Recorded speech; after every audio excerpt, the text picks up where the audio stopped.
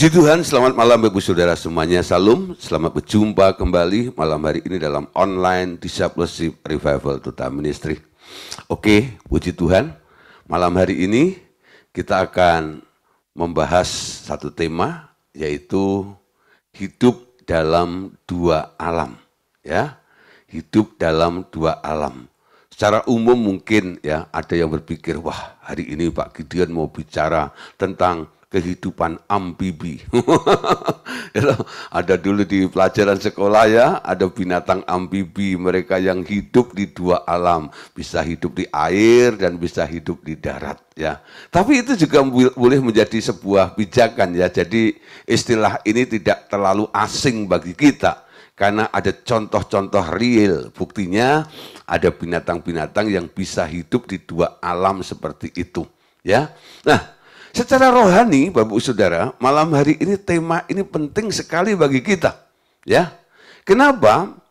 Karena sejak kita percaya kepada Tuhan Yesus, kita ini kan sering disebut atau mendapatkan julukan sebagai orang-orang rohani, betul ya? Nah, sementara kita melihat orang-orang yang masih hidupnya tidak selaras dengan firman, yang berbuat dosa dan kejahatan, lalu kita sebut sebagai orang duniawi. Jadi ada istilah orang duniawi dan ada juga istilah orang rohani. Nah, beberapa kali kita membahas istilah-istilah tentang rohani atau duniawi. Ternyata semua yang ada di duniawi ini adalah perkara-perkara yang sifatnya materi. Sementara yang di area rohani itu segala sesuatu adalah roh, ya. Roh. Jadi kalau Anda hari ini berpijak ya di bumi, di dunia ini dan mengenakan tubuh daging ini, artinya ini tubuh fisik atau tubuh materi, ya. Tapi manusia itu juga punya tubuh namanya tubuh roh. Ya. Nah, harusnya semua manusia, orang percaya khususnya harus menyadari kita ini bukan sekedar memiliki 5 indera. Tapi kita memiliki 10 indera.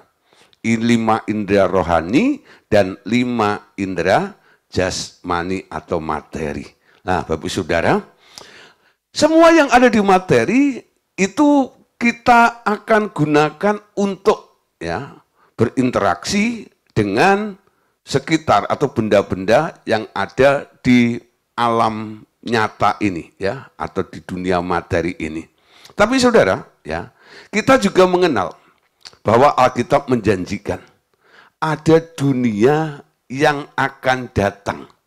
Ya, ada dunia yang akan datang. Jadi yang kita hidupi hari ini adalah dunia masa kini atau dunia sekarang. Tapi ada yang namanya dunia yang akan datang. Semua yang ada, dunia yang ada ini hanya tempat. Tempat untuk apa? Tempat untuk penyemaian. Sebuah persiapan untuk memasuki satu dimensi ya, situasi yang baru nantinya di dunia yang baru. Jadi semua yang ada, ya langit, bumi dan segala isinya, Alkitab berkata akan lenyap. Ya, nggak bertahan, akan lenyap. Kapan itu lenyapnya? Nanti ada waktunya. Setelah lenyap, Tuhan akan menggantikan dengan langit yang baru dan bumi yang baru. Nah, langit baru, bumi baru, itulah yang disebut dunia yang akan datang. Di sana ada kehidupan.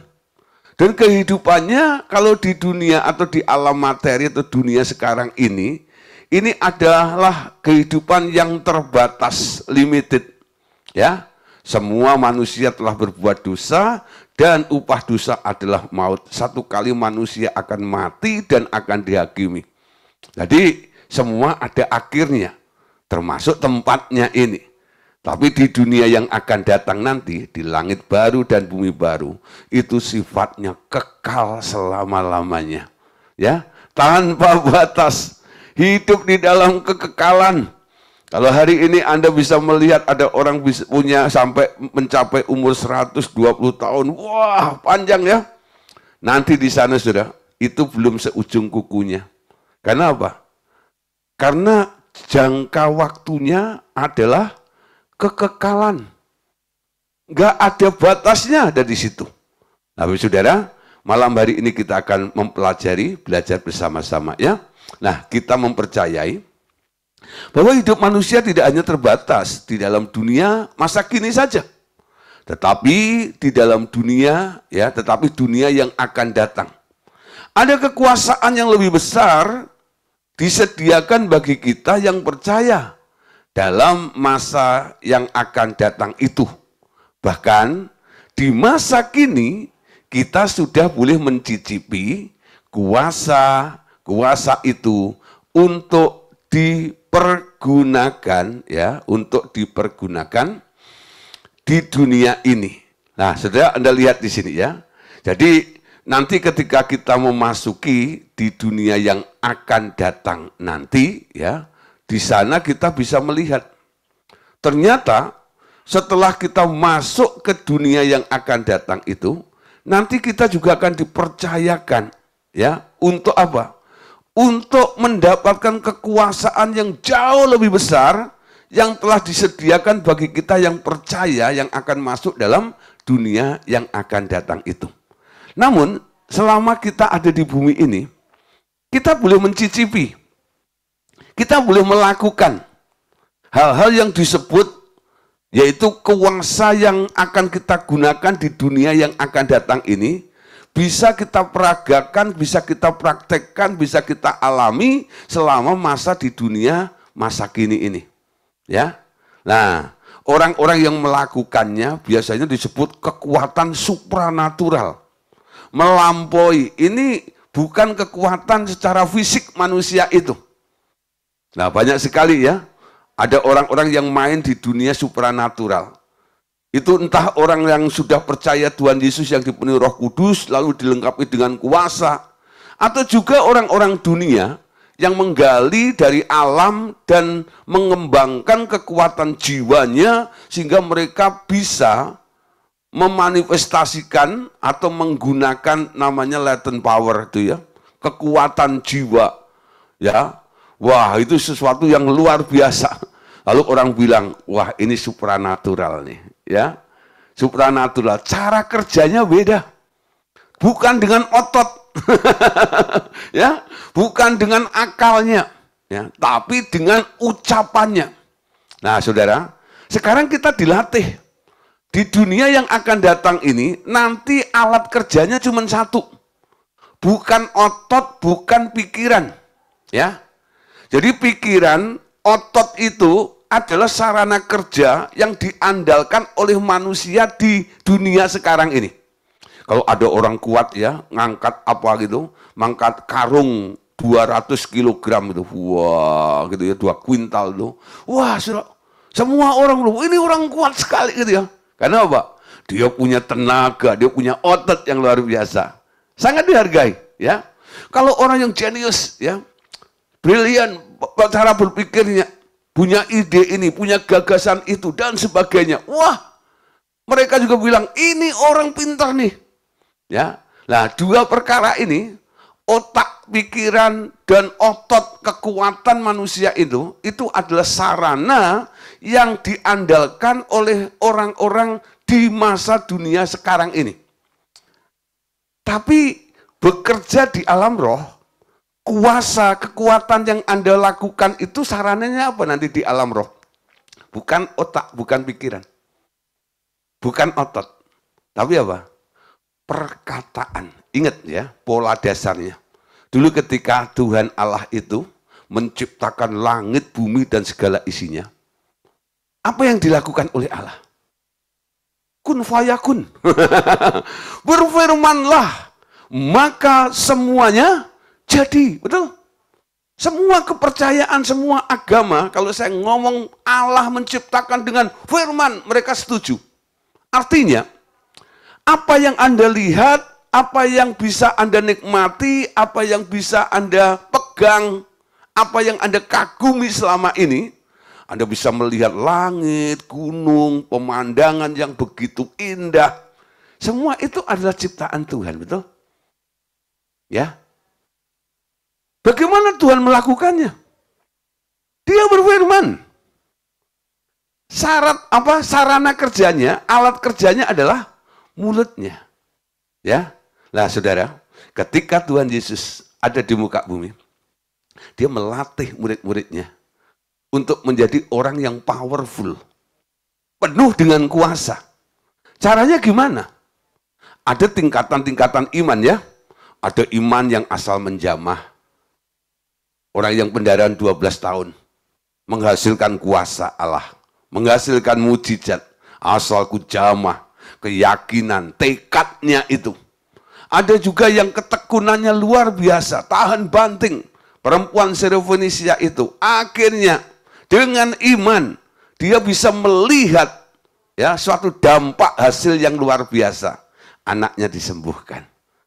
Lalu ada satu lagi, perwira Kapernaum. Ya, awalnya dia minta Tuhan Yesus datang ke rumahnya. Tapi setelah menilai, melihat siapa yang ada di depannya itu, dia adalah yang berkuasa dalam perkataan dan perbuatan. Lalu dia bilang, katakan sepatah kata saja, maka hambaku akan sembuh. Engkau nggak usah pakai pikiranmu, engkau nggak usah pakai tanganmu untuk menjamah-jamah asistenku itu. Ngomong saja. Yesus langsung geleng-geleng. Belum pernah aku jumpai iman di kalangan orang-orang Israel seperti yang dimiliki oleh perwira Kapernaum itu. Kenapa? Tuhan Yesus melihat ada orang yang mengerti. Bekerja dengan mulut. Ya, bekerja dengan mulut. Nah, Saudara, sekarang kita sebagai orang rohani, sebagai orang Kristen, kita boleh mencicipi. Kita boleh mempraktekkan. Kita boleh melakukannya. Walaupun sementara ini kita masih ada di dunia sekarang ini, belum pindah ke dunia yang akan datang, tapi mekanisme, alat kerja, yang nanti akan kita gunakan di alam roh atau di dunia yang akan datang itu bisa kita praktekkan mulai sekarang. Amin. Nah, sekarang tergantung. Kalau Anda ngomong, wibawanya seperti apa? Dampaknya seperti apa? Ketika Anda ngomong nih, awalnya coba ya. Setiap Anda ngomong, orang percaya dengan omongan Anda atau enggak? Dimulai dari situ sajalah. Kalau sudah omonganmu dipercaya, orang dengan senang hati akan bergerak melakukan, mengerjakan apa yang Anda katakan. Dan itu nanti akan juga berlaku bukan hanya kepada orang-orang di sekitar Anda. Omonganmu juga akan mempengaruhi benda-benda yang sudah mati itu, batu, gunung, ya, dan sebagainya. Itu bisa diubah faktanya dengan perkataan kita. Amin. Nah, Bapak Saudara, jadi kita lihat ya, ada dua daerah yang berbeda ya, dunia sekarang ini dan dunia yang akan datang. Nah, itu sebabnya Tuhan Yesus mempersiapkan murid-muridnya untuk mulai mengenal, untuk mulai memahami, untuk mulai mengalami dan mempergunakan kuasa-kuasa dunia akan datang itu dengan mengajarkan kepada mereka hal-hal di dunia supranatural, yakni dunia yang akan kita alami di masa datang itu sejak kita hidup di dunia ini. Oke, kita mulai, kita baca satu ayat ya untuk mendasari. Saudara, Anda ingat ya, ini peristiwa Tuhan Yesus bersama dengan murid-muridnya di pantai Galilea atau Danau Galilea. Ya, nah ini juga pernah kita bahas ketika kita membahas tentang damai sejahtera Sang Pencipta. Ya, ayat yang sama ini untuk menjadi satu bahan materi yang akan kita bahas. Bagaimana sebenarnya ketika Tuhan Yesus ada bersama dengan muridnya di pantai Galilea itu bukan sekedar talk show ya, wah supaya kelihatan Tuhan itu hebat, itu enggak. Tapi sebenarnya Tuhan sedang mengajarkan sesuatu kepada murid-muridnya. Baca bersama-sama. Matius 14 ayat 29 sampai ayat 31. Kata Yesus, datanglah. Maka Petrus turun dari perahu dan berjalan di atas air mendapatkan Yesus. Tetapi ketika dirasanya tiupan angin, takutlah ia dan mulailah tenggelam. Dan lalu berteriak, Tuhan, tolonglah aku. Segera Yesus mengulurkan tangannya, memegang dia dan berkata, hei, orang yang kurang percaya, mengapa engkau bimbang? Sekali lagi saya bacakan ya, dan Bapak Ibu Saudara boleh perhatikan ya. Ini penekanannya.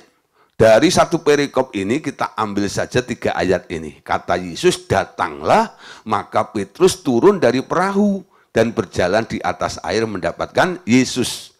Tetapi ketika dirasanya tiupan angin, takutlah ia dan mulai tenggelam, lalu berteriak, Tuhan, tolonglah aku.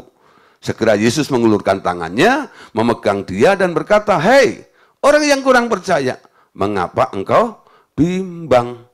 Ya, nah, jadi bisa kita tarik ya pelajarannya seperti ini. Ketika Tuhan Yesus mengajar, murid-muridnya berjalan di atas air, ternyata hanya satu murid yang berani mencobanya, yakni Petrus. Ya, Petrus. Jadi sebelum ayat tadi itu, sebenarnya ceritanya, mereka itu kan sedang dihantam dengan angin sakal. Ombak badai menerpa kapalnya. Sehingga mereka ketakutan. Lalu tanpa disadari, ada sesosok yang dari seberang sana, ya, itu berjalan di atas air. Pakai baju putih pula. Mereka awalnya ketakutan. Menyangka itu hantu. Tapi akhirnya yang dibilang hantu bilang, bukan, aku bukan hantu. Aku gurumu. Aku Tuhanmu. Semakin dekat semakin nyata. Ya, ketika mereka menyadari bahwa itu sang guru, dari ketakutan mereka jadi kagum. Ya, jadi coba Anda lihat ya, adanya contoh orang yang mengalami kemenangan ketika terjadi sebuah persoalan dan masalah, itu akan membuat orang yang tadinya takut dengan masalah karena melihat ada orang yang bisa menang, itu mereka akan berpikir, hah? Kok bisa ya? Ya, nah Anda lihat nih, itu takutnya hilang, saudara. Kenapa? Selama ini dia hanya berpikir, kalau aku nanti hancur bagaimana? Kalau nanti aku bangkrut bagaimana? Kalau nanti aku mati bagaimana? Padahal itu kan belum terjadi, bukan? Tapi ketika ada yang bisa mengatasi, dia bisa berjalan di atas ombak, badai, taufan yang sedang mengamuk dan dia tetap stay, kuat ada di situ.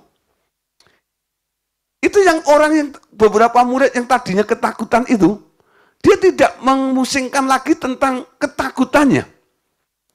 Tapi sekarang beralih kepada kekagumannya kepada Yesus. Nangkep saudara ya? Nah, kadang-kadang Bapak Saudara, saya harus memberikan beberapa contoh soal kepada orang-orang yang sedang menghadapi sebuah persoalan. Ya, kalau saya hanya ngomong, menghibur-hibur mereka ketika mereka datang, Pak, saya baru check up, ya medical check up ke Singapura, Pak. Ternyata saya divonis, Pak. Saya sudah divonis kanker stadium 4. Yang akut, bahaya dah Pak, nggak ada harapan ini dan itu. Ya, saya bilang, kamu percaya Tuhan nggak? Kamu yakin nggak Tuhan bisa menolong dan menyembuhkanmu? Mana mungkin Pak, gini. Wah, Bapak nggak merasakan sih gini dan sebagainya. Lalu saya punya teman, ya. Nah, dia yang pernah divonis sama dokter, ya. Nah, dinyatakan nggak ada harapan hidup, tapi sampai hari ini masih hidup. Dan dulu dia kerja di kedutaan Amerika, tapi gara-gara dia sekarang mengalami mujizat, dia bernasar. Saya mau hidup untuk Tuhan. Sekarang hidupnya untuk melayani Tuhan. Ya, nah akhirnya saya panggil, kamu ada di mana? Saya ada di rumah Pak. Lagi ngapain? Enggak ngapa-ngapain. Bisa datang ke tempat ini enggak? Kenapa? Ada yang butuh peneguhan. Ada yang butuh peneguhan. Lalu saya tuh datang. Ketika orang datang, saya bilang, kamu cerita. Apa yang kamu alami? Apa kata dokter dan apa kata Tuhan dan apa faktanya hari ini? Ketika mendengar cerita daripada teman saya ini, tadi yang bantahan dengan saya, walaupun awalnya dia mengundang saya, menghargai saya sebagai seorang hamba Tuhan, seorang pendeta gitu ya. Tapi ketika saya memberikan arahan, nasihat, mereka berontak. Nggak bisa terima. Ya, Bapak nggak ngerasain gini-gini yang sakit kan saya. Tapi ketika orang ini datang lalu mulai cerita bagaimana dia menang, ya matanya melotot, melongo gitu ya, sampai lalat lewat aja hampir masuk, sampai melotot gitu ya. Lah setelah itu, ya loh, saya bilang gimana? Kalau dia bisa ditolong oleh Tuhan, kamu mau nggak ditolong oleh Tuhan? Baru dia bilang apa? Mau Pak. Tadi bantahan. Tapi ketika melihat ada orang yang telah menang dalam kasus tertentu, itu bisa mengusir ketakutan itu loh. Ya, saudara, ketakutan itu pintu untuk Anda mengalami kehancuran. Ketakutan itu adalah akses untuk Anda mengalami keterpurukan. Padahal Anda belum hancur, padahal Anda belum terpuruk. Amin. Tapi Anda sudah takut. Alkitab juga bilang, orang yang takut kecilah kekuatannya. Dan iblis mulai mainnya di sini ini. Segala situasi ya, lalu Anda ukur dengan kekuatan Anda. Tapi Anda lupa. Aku punya Tuhan yang besar, ya. Lupa. Engkau punya Tuhan yang besar. Roh yang ada di dalammu lebih besar daripada semua roh-roh yang ada di dalam dunia ini. Tapi walaupun teorinya begitu, ayatnya ngomong seperti itu, tapi kadang-kadang orang itu kan butuh. Butuh apa? Butuh faktanya. Ada enggak yang ngalami seperti itu? Jadi kehadiran Yesus di atas ombak badai itu, membuat 12 murid ini yang tadinya kalut, takut, ya cemas dengan ombak dan badai, imannya berubah. Bahkan ada satu yang nekat. Namanya Petrus ya. Kalau enggak nekat bukan Petrus ya. Nah saudara, Petrus itu ngomong begini. Kalau memang kau guru, suruh aku jalan juga di atas air. Apakah sebelumnya Petrus pernah berjalan di atas air? Ya. Apakah pernah ada orang yang berjalan di atas air? Secara umum, apa ada manusia yang bisa berjalan di atas air? Sebenarnya permintaan Petrus itu apa? Keterlaluan, bukan? Betul nggak? Mintanya keterlaluan, bukan? Minta dia supaya berjalan di atas air. Tapi Anda lihat, Yesus ketika mendengar permintaan Petrus itu, dia nggak bungkem mulutnya Petrus. Hus, tahu dirilah. Enggak. Yesus malah senyum. Dan Yesus bilang apa? Datanglah. Datanglah. Aku melakukan ini, aku sedang memberikan contoh. Aku sedang memberikan teladan kepada kalian semuanya. Kalau kamu mau pengen ikut, mencontoh aku, ngalami seperti aku, silahkan. Amin. Nangkep sudah ya? Jadi malam hari ini saya coba untuk membongkar ya, paradigma Anda yang sempit. Supaya Anda boleh mengerti bahwa Yesus sedang mengajarkan sesuatu kepada murid-muridnya. Makanya dia berikan contohnya. Contohnya apa? Dia jalan di atas air di tengah ombak badai yang menakutkan. Ya, itu bukan demonstrasi supaya wah hebat itu, enggak. Tapi Yesus itu melakukannya, dia sedang memberikan dirinya ini sebagai contoh. Ini loh, ada contoh. Ya, di tengah ombak, di tengah badai, di tengah laut yang bergelora, aku bisa berjalan di atas air. Kamu mau enggak?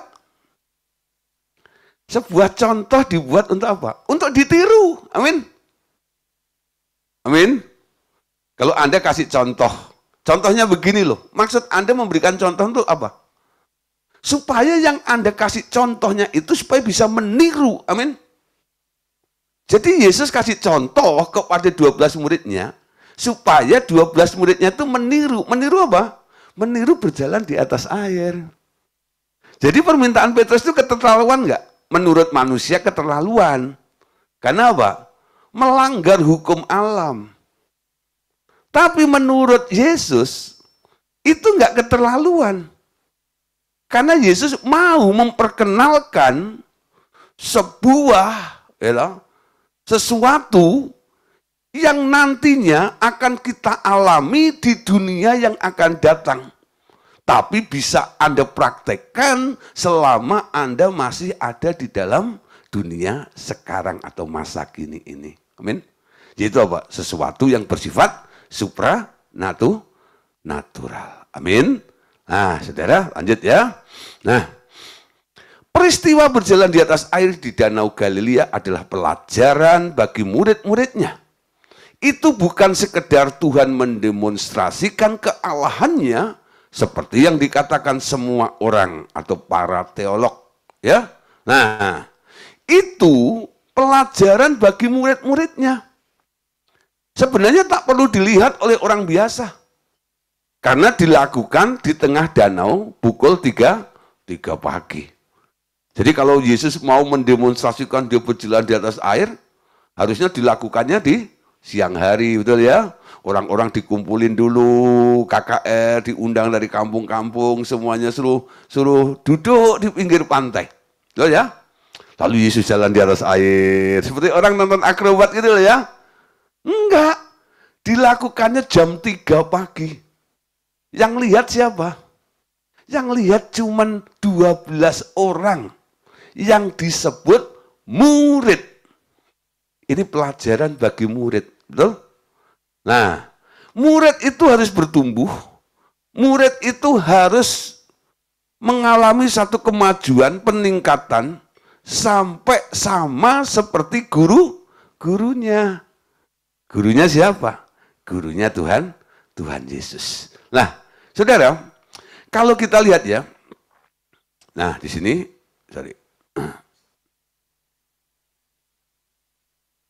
ya, oke. Kalau latar belakang Danau Galilea itu disingkirkan, pada waktu Tuhan Yesus menarik tangan Petrus yang tenggelam di air itu, sebenarnya tergambar juga bahwa Tuhan sedang menarik Petrus pindah daerah atau pindah alam dari dunia materi ke dalam dunia roh, ya. Jadi akhirnya Petruslah yang mengikuti teladannya Yesus. Jadi Petrus pernah berjalan di atas air. Ya, tapi akhirnya Alkitab menceritakan Petrusnya tenggelam ya. Nah, kenapa Petrus tenggelam? Kenapa Yesusnya nggak tenggelam? Nah, ini saya coba ya untuk memberikan gambarannya gini ya. Nah, ini kalau backgroundnya dihilangkan, saudara ya. Ini Petrus dengan murid-muridnya nih ya di samping di sini ini. Nah, ini Yesus. Ya. Nah, saudara, ternyata saudara, ya, ketika Yesus mau menolong Petrus ini, ya, sebenarnya apa yang dilakukan Yesus?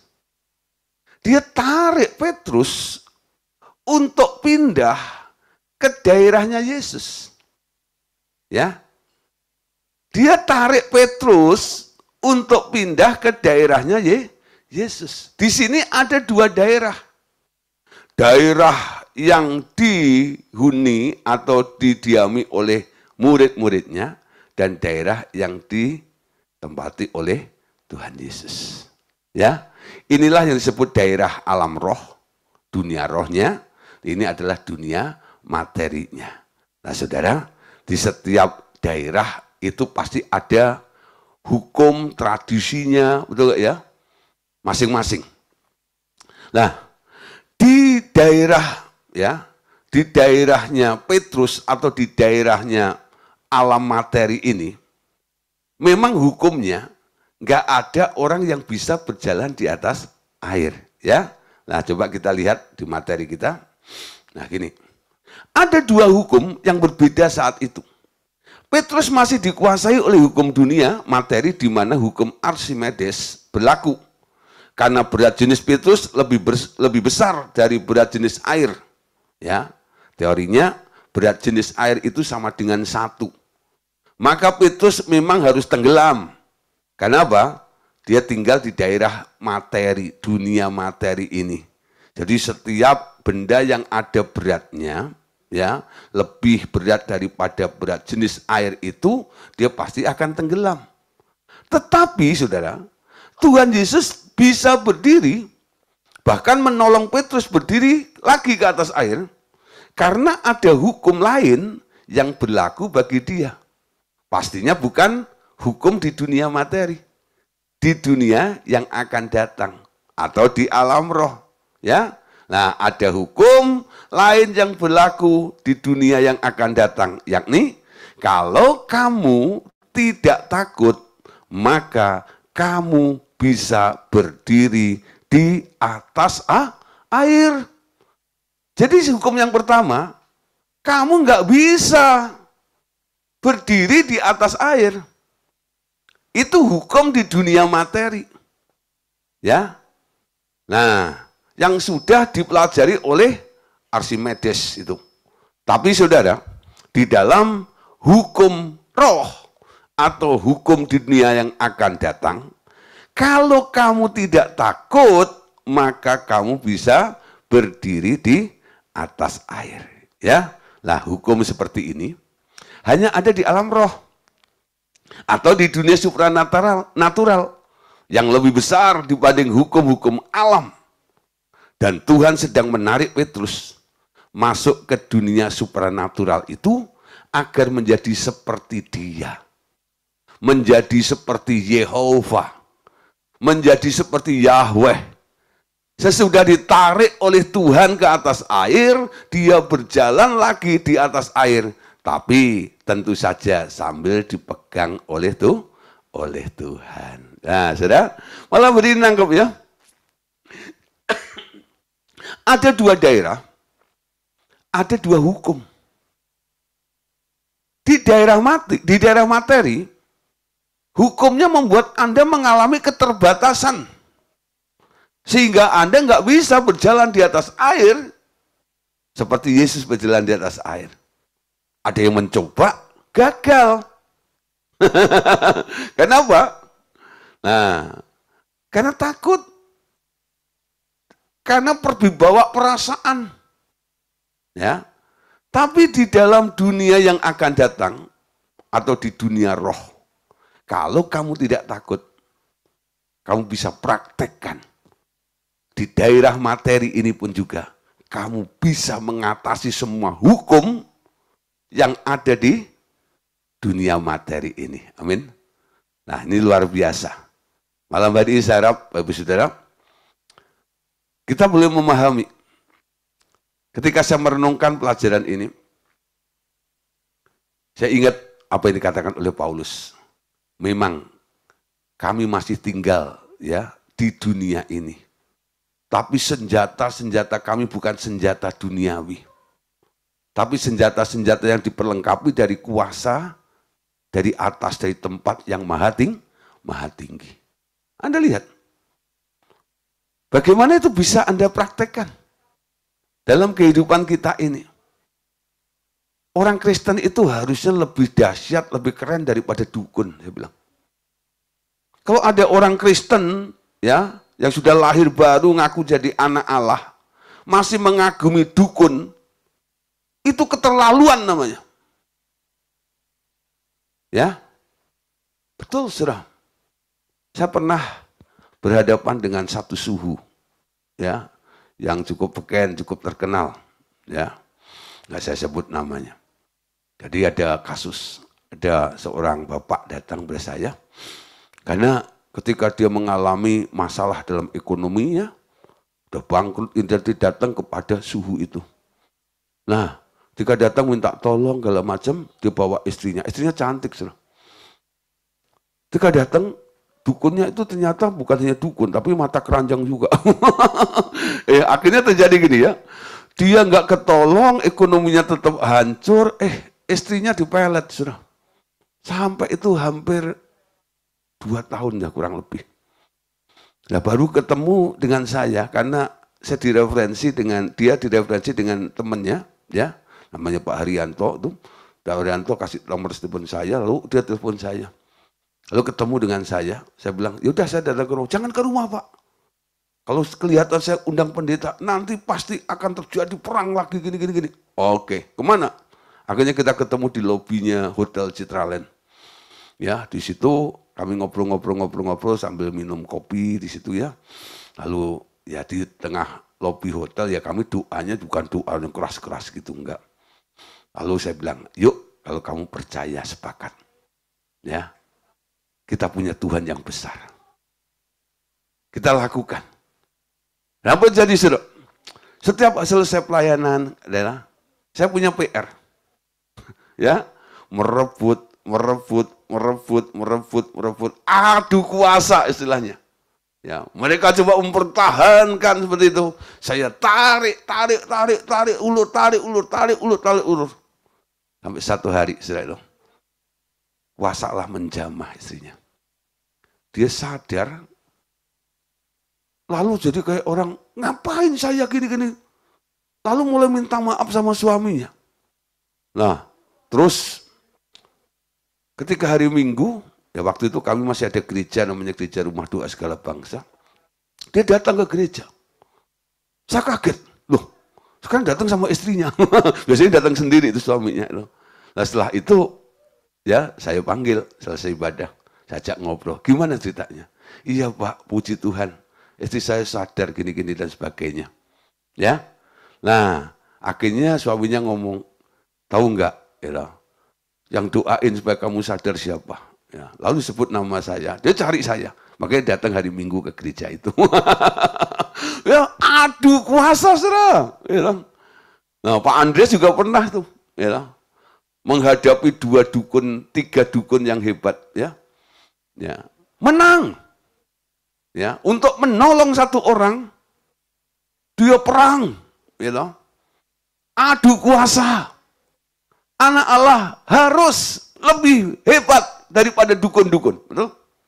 Jangan kalah sama dukun.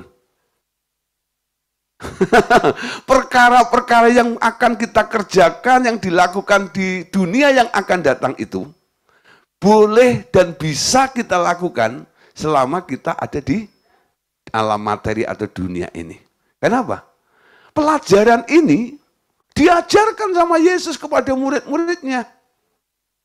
2 kali Tuhan Yesus itu mengajar muridnya di kelas Danau Genesaret, bukan?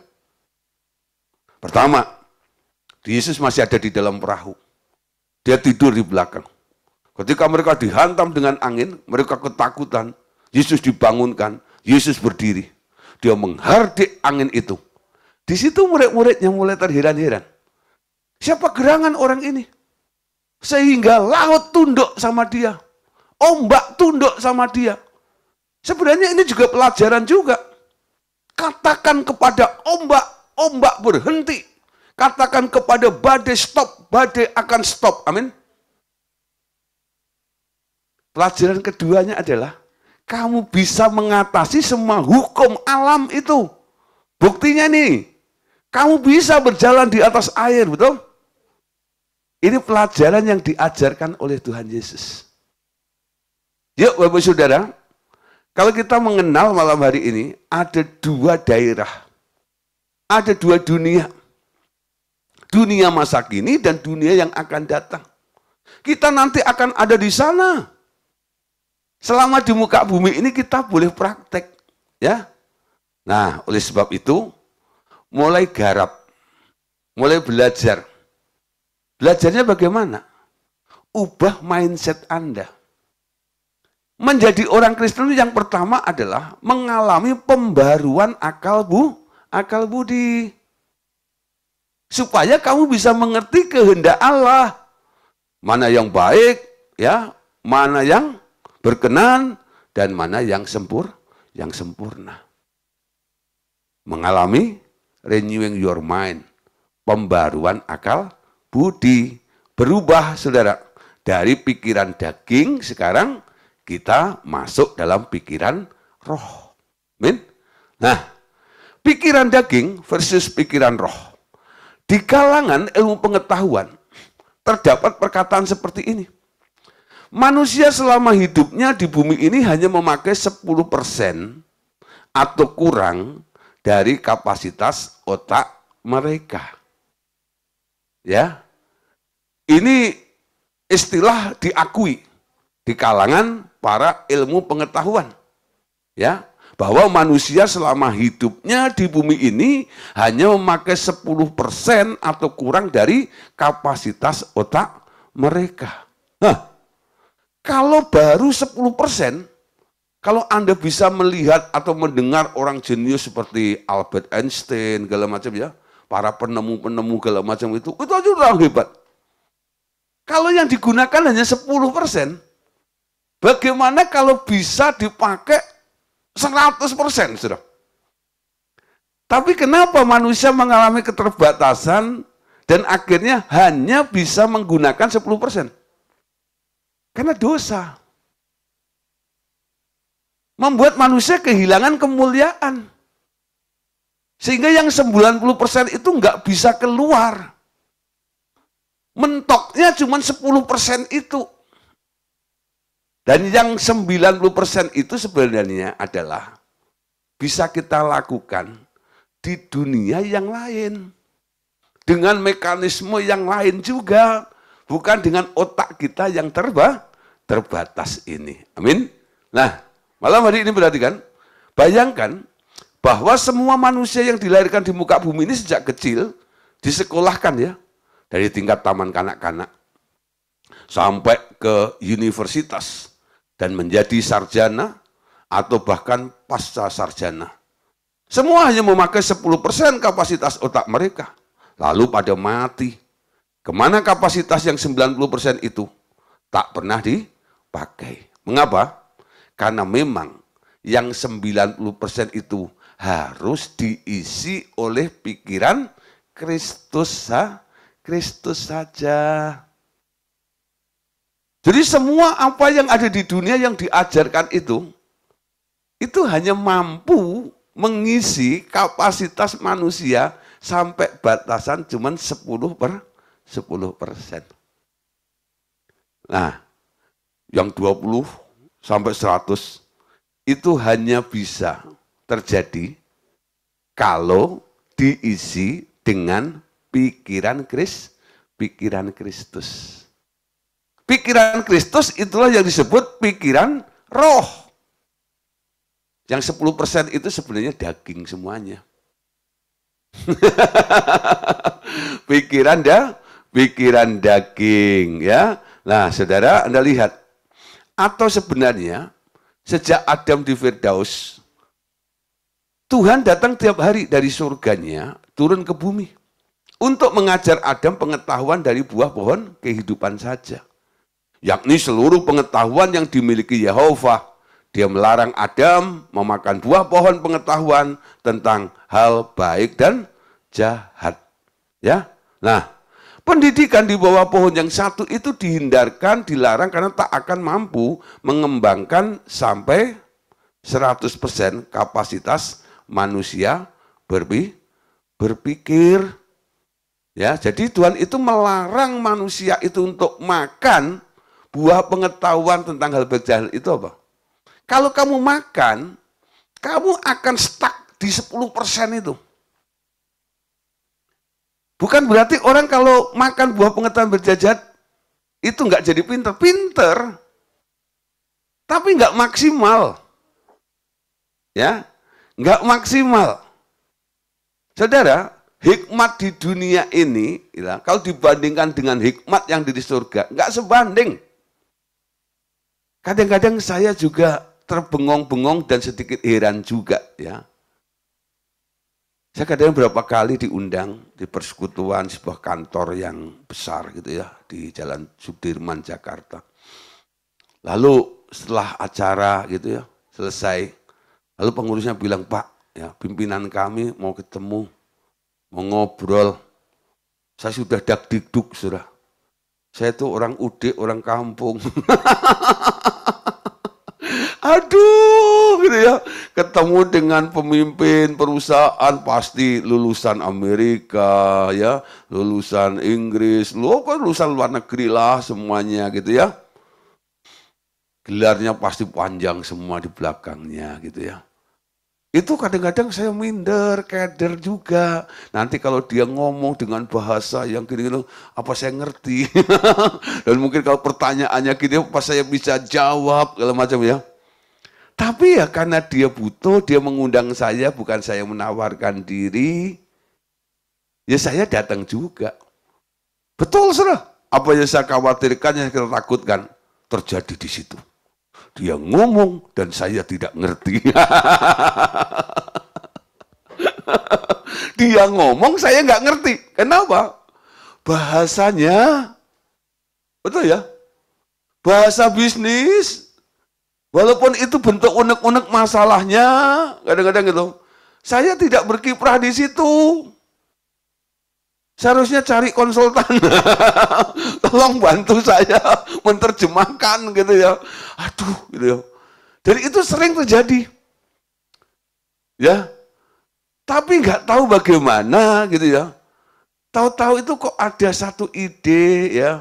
Terus ada dorongan. Karena saya harus menjawab. Akhirnya saya jawab. Walaupun kadang-kadang ketika saya menjawab itu saya juga nggak merasa yakin bahwa jawaban saya itu nanti akan memuaskan ya orang tersebut.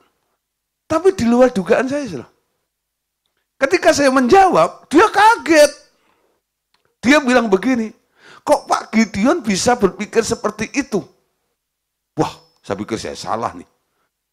Gak tahu dia bilang gini, kok saya nggak pernah berpikir kayak gitu? Saya baru enggak. Saya juga nggak ngerti, Pak. Saya nggak pernah pikir begitu karena saya nggak pernah berurusan dengan hal itu. Lalu saya cerita begitu kan. Nah, saya nggak pernah urusan dengan hal begitu. Kok Bapak bisa berpikir seperti gini? Lalu saya bilang, saya itu hamba Tuhan. Ketika Bapak ngomong tadi, terus terang ya, saya nggak ngerti pertanyaan Bapak. Dan saya cuma tanya Tuhan, Tuhan, apa yang harus saya katakan kepada orang ini?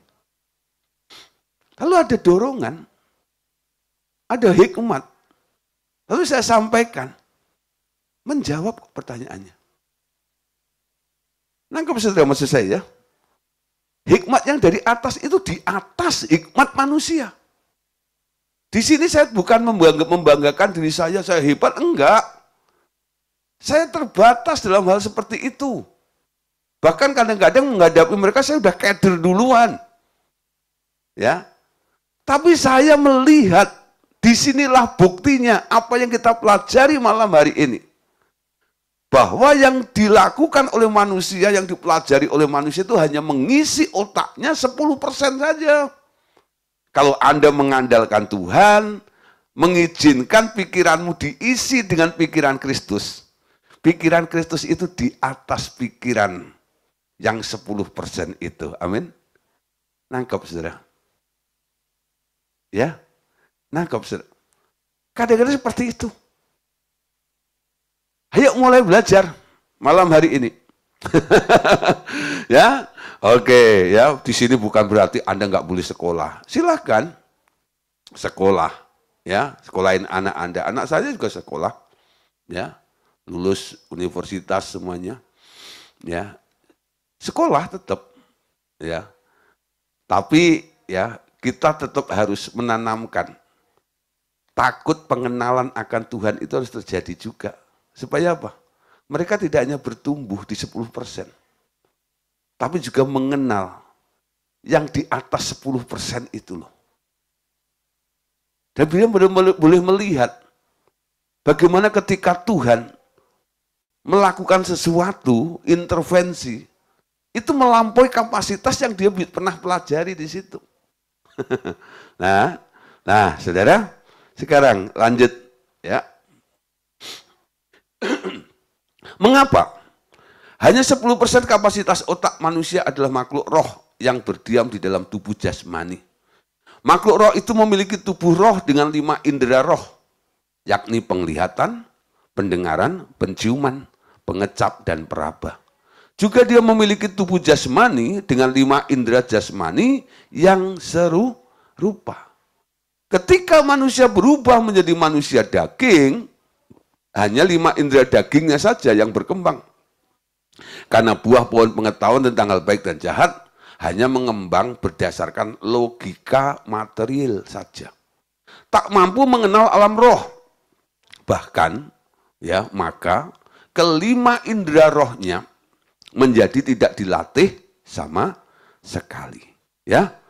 Roma 8 ayat 7 sampai 9. Sebab keinginan daging, ya, di bahasa Inggrisnya carnal mind, adalah perseteruan terhadap Allah karena keinginan atau carnal mind itu tidak takluk kepada hukum Allah. Hal ini memang tidak mungkin baginya. Mereka yang hidup dalam daging tidak mungkin berkenan kepada Allah. Tetapi kamu tidak hidup dalam daging, melainkan dalam roh. Jika memang roh Allah tinggal di dalam kamu, tetapi jika orang tidak memiliki roh Kristus, ia bukan milik Kristus. Ya, keinginan daging, ya, itu adalah pikiran daging juga. Amin. 1 Korintus 1:18. Sebab pemberitaan tentang salib memang adalah kebodohan bagi mereka yang akan binasa. Tetapi bagi kita yang diselamatkan, pemberitaan itu adalah kekuatan Allah. Nah, kalau orang suruh belajar tentang pikiran Kristus, masuk dimensi roh, belajar tentang alam roh, mereka kadang-kadang, wah, ngapain sih, gitu ya, melakukan tugas-tugas di alam roh, ngapain sih, gitu kalau macam. Banyak orang, kenapa? Mereka masih terikat pengennya, ya, yang kenyataan aja lah, yang materi itu, menganggap sebuah kebodohan. 1 Korintus pasal 3 ayat 19. Karena hikmat dunia, ini adalah kebodohan bagi Allah. Sebab ada tertulis, ia yang menangkap orang berhikmat dalam kecerdikannya. Ya, nah, saudara, perhatikan ya. Jadi hikmat dunia ini adalah kebodohan bagi Allah. Ini adalah ucapan, ya, dari John Gillette, ya, dalam bukunya The Power of the Name, ya. Jadi John Gillette itu bilang begini. Ya, siapa yang belum kenal John Gillette, ya? John Gillette itu seorang hamba Tuhan yang luar biasa. Dia powerful. Ya, satu kali dia harus menginjil ke Afrika. Di sana sedang terjadi wabah, ya. Lalu orang mau deket aja sih, loh, ketakutan. Tapi si hamba Tuhan ini John Gillette itu bilang, ya, dia merasa bahwa dia disertai dengan kuasa dari Tuhan. Ngapain mesti takut dengan semuanya itu?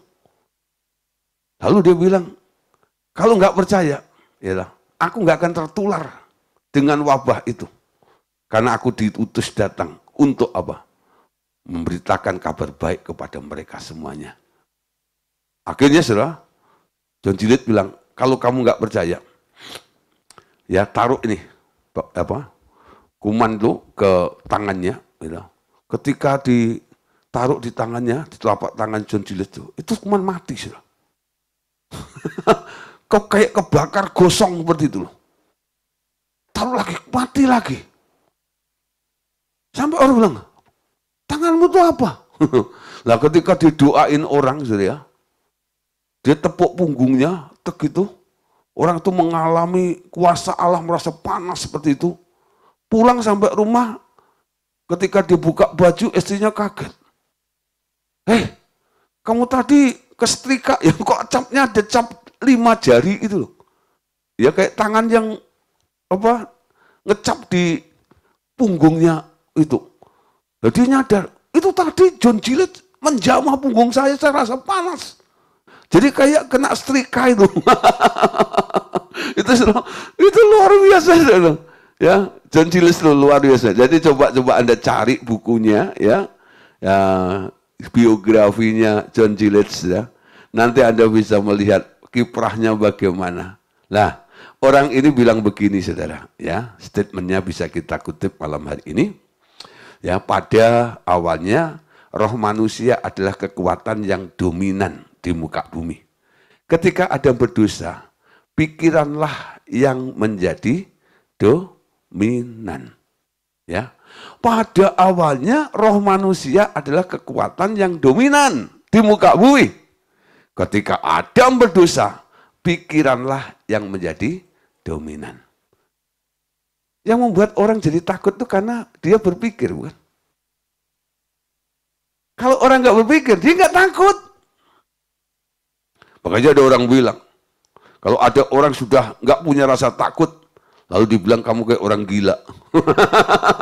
Karena orang gila dibilang hilang pikiran, itu ya, hilang akal, ya. Nah, saudara, saya tidak mengajak sudah jadi orang gila, tidak. Ya. Tapi memang, saudara, kadang kita harus melampaui apa yang bisa Anda pikirkan, betul? Perkara-perkara supranatural itu nggak bisa, ya, kadang-kadang dihitung dengan nalar Anda. Melampaui apa yang bisa Anda pikirkan. Anda pernah berdoa ya? Nah, ketika berdoa pasti Anda pernah mengutip satu ayat. Apa yang nggak pernah muncul, apa yang nggak pernah dikatakan, apa yang nggak pernah dipikirkan, betul? Itu yang disediakan oleh Allah bagi kita. Amin. Semua setuju dengan ayat itu. Bagaimana itu bisa terjadi? Itu cara kerjanya Allah di alam roh. Melampaui apa yang bisa Anda pikirkan, bahkan apa yang tak pernah Anda pikirkan. Itu yang Tuhan mau. Sekarang terjadi dalam kehidupan kita. Kalau semuanya Anda pikirin gitu ya, ya cuma 10% tadi itu nilainya. Nggak bisa masuk dalam pikiran Allah. Sampai mengalami kepenuhan 100% itu. Itu hanya pikiran Kristus. Mulai belajar. Nggak semua hal harus Anda pikirin.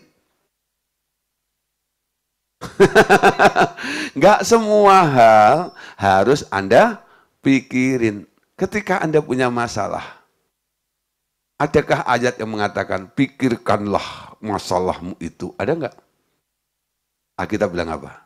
Serahkanlah masalahmu, betul? Ada ayatnya pikirkanlah nggak? Pikirin tuh masalah. Ada nggak? Siapa yang suka mikirin masalah? Anda sedang diperintah oleh siapa? Kalau Anda ikutin perintahnya Tuhan, Tuhan nggak pernah perintahin Anda untuk mikirin masalah, betul? Ketika masalah datang, Tuhan bilang apa? Serahkan masalahmu kepada Tuhan. Di sini bukan pasif. Tapi Anda butuh hikmat dari Tuhan. Tuhan, bagaimana saya bisa mengatasi masalah ini bukan dengan caraku, tapi dengan caramu. Amin. Nah, bukan pasrah-pasrah terus kita tidur gitu, enggak. Kita cari kehendak Tuhan. Sampai kita temukan jawaban Tuhan juga. Kalau orang disuruh mikirin masalah sama suruh cari jawaban dari Tuhan, pilih mana? Pilih mikir, betul nggak? Halo? Suruh cari kehendak Tuhan gitu ya. Malesnya luar biasa. Tapi kalau suruh mikirin masalah, senengnya luar biasa. Amin.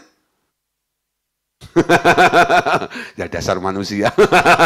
Kalau anak Allah enggak. Kalau anak Allah beda, betul ya. Kalau anak Allah pasti kayak Yesus. Amin. Mau nurut nasihatnya Yesus. teladannya Yesus itu. Nah, mulai belajar sekarang.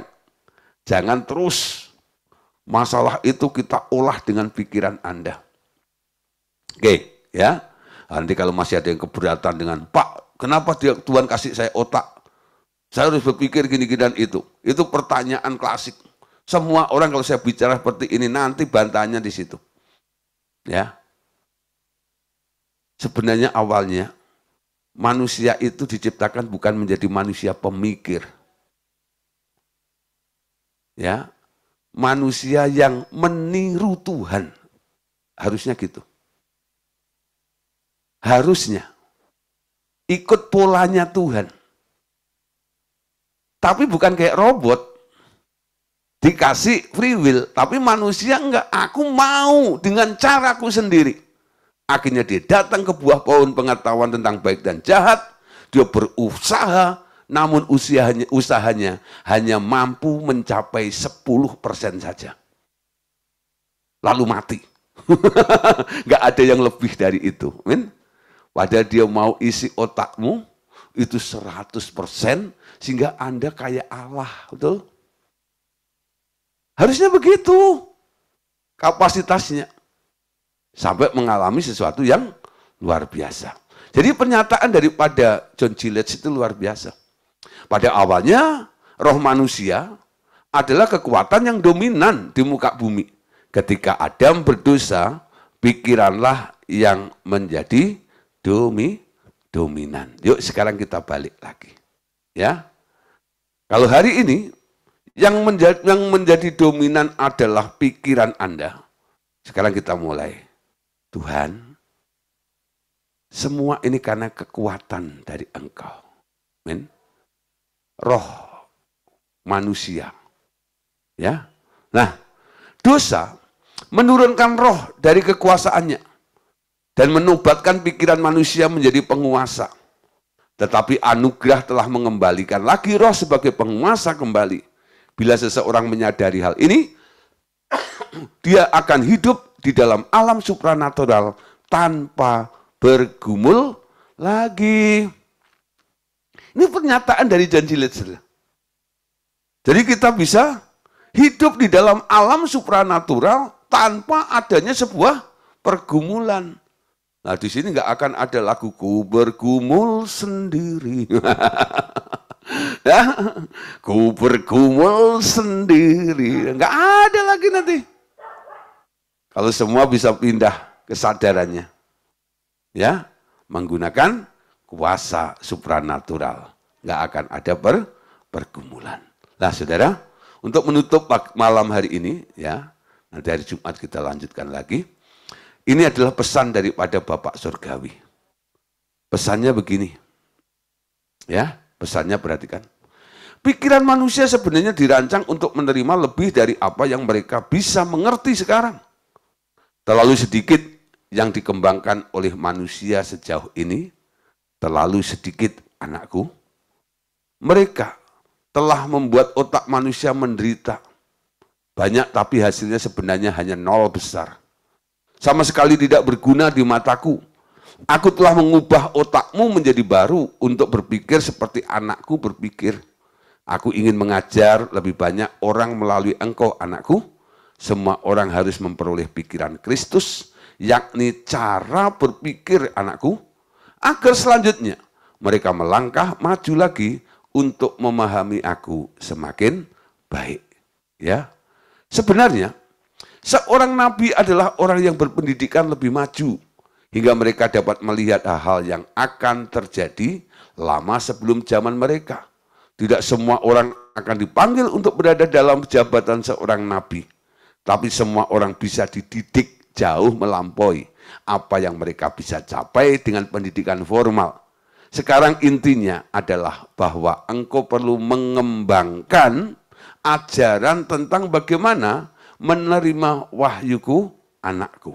Caranya dengan mengetik kata-kataku yang mengalir di dalam hatimu, engkau dapat memperoleh lebih banyak pengajaran di luar apa yang engkau pelajari dari Alkitab sejauh ini. Ya, harus ada sekolah nabi untuk dikembangkan sekarang. Sekolah ini akan menghasilkan generasi muda para nabi yang bisa melihat dunia spiritual lebih jelas. Pendidikan formal mempelajari apa yang ditemukan orang sebelumnya, sedang pendidikan nabi mempelajari apa-apa yang belum diketahui orang. Amin. Daripada Allah Bapak, yang perlu kita camkan baik-baik pada nanti kita ketemu lagi hari Jumat, saudara. Kita akan melanjutkan pelajaran ini. Nanti kita ke pewahyuan. Makasih, Tuhan Yesus memberkati kita semuanya. Amin. God bless you.